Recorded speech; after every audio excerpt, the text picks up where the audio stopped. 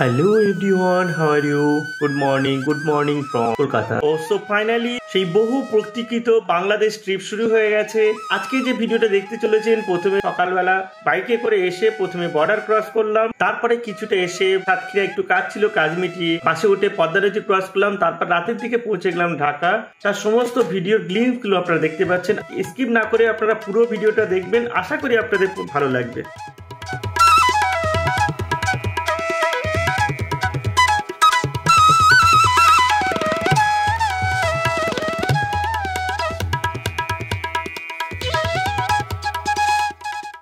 So let's start another travel video with Dream Our Life. সঙ্গে আপনাদের host. Video কোনো কাজে লাগে না আমাদের, বুঝলে? হ্যাঁ, ঠিক আছে। ওইটুকুন দিলে অ্যাড করে দিলাম, বাড়িটাকে মনে নেই। ফাইনালি আমি বর্ডার ক্রস করে ফেলেছি। এই পিছনে চলে এসেছি বর্ডার, প্রায় 1-1.5 কিলোমিটার চলে এসেছি। এখান থেকে আর কিছুটা গেলেই ইন্ডিয়া চেকপোস্ট। ঠিক আছে, চলো দেখি বাকি কোথায় কি দেখা যায়, তারপর দেখা হবে আবার নতুন ডেস্টিনেশনটিতে। বর্ডার ক্রস করে ফেলেছি, টেকিং চেকপোস্ট, বাংলাদেশ চেকপোস্ট পর ইন্ডিয়ান চেকপোস্ট পাস করে এবারে ইমিগ্রেশনে এসেছি। এখানে আমাদের ডিপার্চার সেন্টার, এখানেই আমাদের আবারও সব চেক হবে ফাইনালি। তারপর এখান থেকে আমরা বেরিয়ে যাবো। বাংলাদেশ ইমিগ্রেশন কমপ্লিট করে এবারে আমরা চলে এসেছি কাস্টম কাস্টম চেকপোস্ট অফিসে।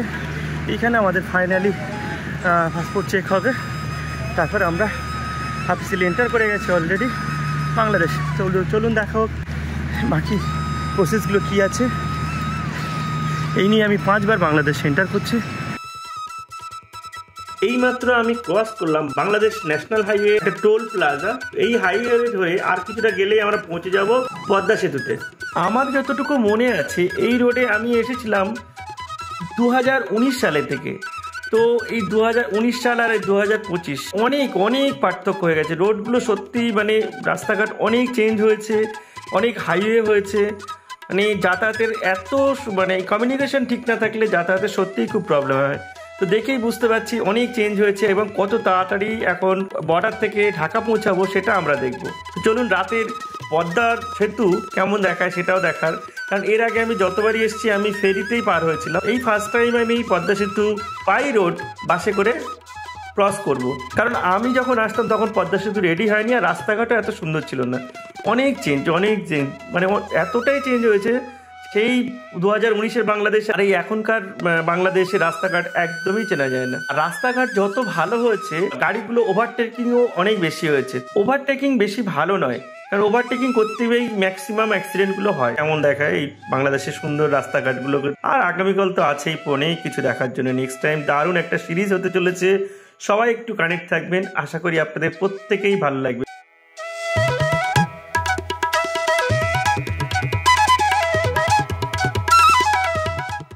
সো গাইস, আপনারা দেখতেই পাচ্ছেন ফাইনালি আমরা পৌঁছে গেলাম সেই পদ্মা সেতু টোল প্লাজাতে। টোল প্লাজা ক্রস করতে আমাদের বাসটা আরো দ্রুত গতিতে এগিয়ে চললো। আর পিছন দিকে আপনারা দেখতেই পাচ্ছেন ওদিকে ওই যে টোল প্লাজা একটু আগে ক্রস করে আসলাম, যে টোল প্লাজা সেটা ওই পিছনেই দেখা যাচ্ছে। দূরের এই পদ্মা সেতুটা কেমন সাপের মতো বাঁক নিয়ে আছে বাঁ দিকে, আর লাইট একেবারে ঝলমল করছে। দিনের বেলা হলে আরো ক্লিয়ার দেখা যেত, কিন্তু রাতের বেলাও লাইটিং এর জন্য বোঝা যাচ্ছে যে এই ব্রিজটা কতটা কাঠ নিয়ে আছে। ঘড়ি বলছে রাত এখন ঠিক 9টা বাজে। পদ্মা সেতুর এই অসাধারণ দৃশ্য, লাইটিংগুলো সত্যি আলাদা রকম লাগছে। আমি অনেক ভিডিওতে দেখেছি ইউটিউবে বা বিভিন্ন জায়গায় রাতের পদ্মা সেতু। এই ফার্স্ট টাইম আমি নিজে সেই জায়গায় সে এক্সপিরিয়েন্সটা নিচ্ছি। সত্যি মানে দূরের লাইটগুলো একদম দেখেই বোঝা যাচ্ছে ব্রিজটা কত বড় এবং কতটা কার্ভ নিয়ে আছে।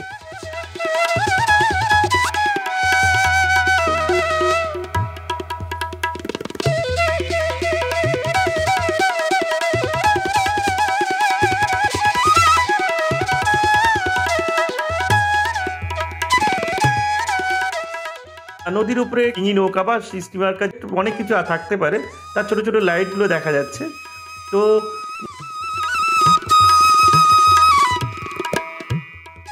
প্রচুর ট্র্যাক ওভারটেক করে যাচ্ছে আমাদের গাড়িটা, সেটা আপনারা দেখছেন। আর রাতের পদ্মা সেতু দেখার একটা আলাদাই অভিজ্ঞতা। আমার এই প্রোগ্রামটা আসলে ছিল প্রথমে একদম বর্ডার ক্রস করে যাওয়ার কথা ছিল মানিকগঞ্জ।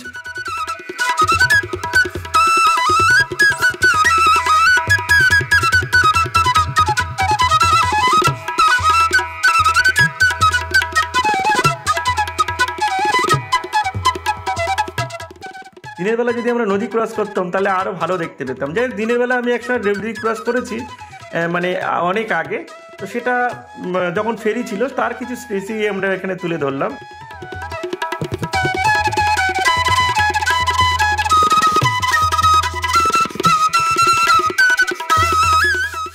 আমি চেষ্টা করব এখান থেকে যখন ফিরবো, মানে বাড়ি ফিরবো, অবশ্যই দিনের বেলা ফিরবো, তাহলে এই পদ্মা সেতুটা আমি একদম ভালোভাবে দেখতে পাবো এবং আপনাদের সঙ্গে শেয়ার করতে পারবো। রাতের বেলা এখন যতটা পাচ্ছি শেয়ার করছি, এবং রাতের অভিজ্ঞতাটাও তো একটু ভালো থাকা দরকার আমাদের। কিউরিওসিটি থাকে রাতে পদ্মা সেতুটা কেমন ঝলমলে হয়ে ওঠে বা কেমন দেখতে লাগে। আর এই পদ্মা সেতু পার হয়েই ডান দিকে পড়ে মাওয়া ঘাট, তো সেখানেও আমরা ভিজিট করব। আগে মাওয়া ঘাট দিয়ে আমরা ক্রস করেছি যখন ফেরি হয়ে যেতাম, কিন্তু এখন শুনেছি মাওয়া ঘাট অনেক বেশি চেঞ্জ হয়েছে এবং অনেক রেস্টুরেন্ট এটা সেটা আর সেই পদ্মার বিখ্যাত, সেগুলো আমরা অবশ্যই ট্রাই করব। তো এই হচ্ছে সেই বাসের মধ্যে থেকে যতটুকু ক্যাপচার করছি। ওদিক থেকেও মনে হচ্ছে 2 কি 3টে লেন আছে, এক্স্যাক্টলি ক্লিয়ার নয় কাছের মধ্যে দিয়ে, সম্ভবত 3টে লেন আছে, আর এইদিকে 3টে লেন। তো ডান দিক দিয়ে দেখতে পাচ্ছি অপোজিট থেকে গাড়িগুলো আসছে, আমরা বাঁ দিক দিয়ে পদ্মা সেতু ক্রস করে ঢাকার দিকে যাচ্ছি। জানি না জুম করে আপনাদের কতটা দেখাতে পারছি, যে প্রচণ্ড রিফ্লেকশন আসছে।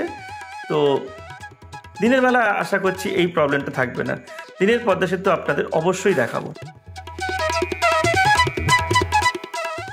চলুন একটু মিউজিকের সঙ্গে রাতের পদ্মা সেতুটা একটু উপভোগ করি।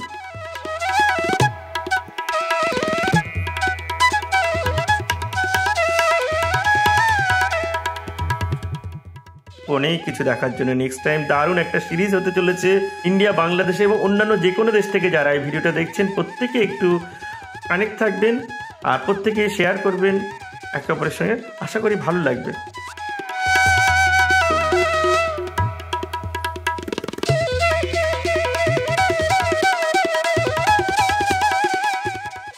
একটু আগেই যেটা বলছিলাম, দিনের বেলা যখন আমরা পদ্মাতে এসেছি তার কিছু দৃশ্য আমার আছে, সেগুলো দেখালাম যখন এই ব্রিজটা তৈরি হয়নি।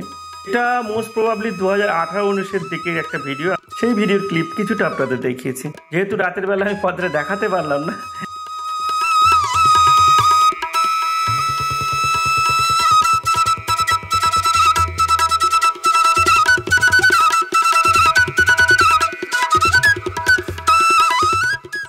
চলো আবারও ফিরে আসি সেই প্রেজেন্ট ডেতে। পদ্মা সেতু ধরে আরেকটু ক্রস করলেই আমরা পৌঁছে যাব ঢাকা।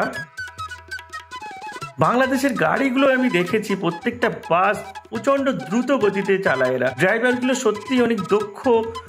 তবে মাঝে মাঝে যখন ওভারটেকগুলো নিয়ে দুর্ঘটনা ঘটে, সত্যি শুনতেও খারাপ লাগে। আর একটা কথা বলা খুবই জরুরি, যেহেতু আমরা হাইওয়েতে আছি, এখানে অত সমস্যা নেই। আমি যখনই বাসে উঠেছি তখন থেকেই সবাই আমাকে সাবধান করছেন যে মোবাইল খুব সাবধানে রাখতে, কারণ যে কোনো সময় এগুলো ছিনতাই হতে পারে, মানে দুষ্কৃতীদের হাতে পড়ে যেতে পারে। গাড়িগুলো এত স্পিডে চলে, এইখানে দুষ্কৃতির করে দেখা যায় না, কিন্তু শহর এলাকায় বিভিন্ন এলাকায় খুব সাবধানে না থাকলে দুষ্কৃতির উপদ্রব অনেক বেশি শুনেছি। তাই যতটা পারছি আমি সাবধানে থাকার চেষ্টা করি।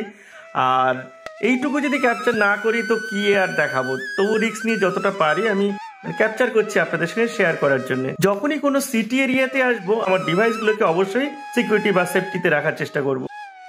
সো ফাইনালি আমরা প্রায় নদীটা ক্রস করে এসেছি।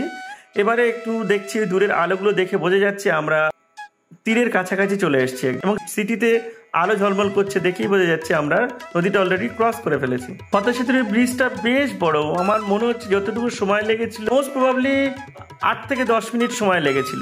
সেতু ক্রস করার পরেই কিছুটা এসেই আমরা সিটিতে পৌঁছে গিয়েছিলাম। রাত বেশ 12টা সাড়ে 12টা বেজে গিয়েছিল, তাই জন্য আমি আর খুব বেশি ক্যাপচার করিনি, কারণ প্রচণ্ড রিস্ক ছিল। সিটি এরিয়াতে যে কোনো সময় মোবাইল ডিভাইস এবং মানে দুষ্কৃতীদের হাতে পড়ে যেত, তো জন্য খুব বেশি ক্যাপচার করিনি। আমরা চেষ্টা করব আগামীকাল দিনের বেলা আরও সুন্দর করে আপনাদেরকে অনেক কিছু দেখানোর চেষ্টা করব। রাতে 12:30টায় ঢাকায় পৌঁছবার পরে আমারই এক ইউটিউব বন্ধুর বাড়িতে গিয়েছিলাম, না সেখানে আমি নাইট স্টে করেছিলাম প্রাইভেসির জন্য, সেখানে আমি ভিডিও করিনি। পরের দিন উঠে আবার আমি ঢাকা সিটি ক্রস করে আমি চলে গিয়েছিলাম গাজীপুরে। নেক্সট টাইম যেসব আকর্ষণীয় ভিডিওগুলো আসছে তার কিছু ফুটেজ আপনারা এখানেই দেখতে পাবেন, এগুলো খুবই তাড়াতাড়ি আসবে back to back. So guys, ভিডিওটা আপাতত এই পর্যন্ত যদি কেউ ভিডিওটা দেখে থাকেন আশা করি ভালো লাগছে। ভালো লাগলে লাইক শেয়ার সাবস্ক্রাইব করে দেবেন, বেশি ভালো লাগলে বন্ধু বান্ধব আত্মীয় স্বজনের সঙ্গে অবশ্যই শেয়ার করবেন। ভালো না লাগলে অবশ্যই কমেন্ট বক্সে জানাবেন, তাহলে আমরা চেষ্টা করবো নেক্সট ভিডিওগুলোকে আরও ইমপ্রুভ করার। So stay tune, tata, take care, bye bye, be positive vibe from K Town।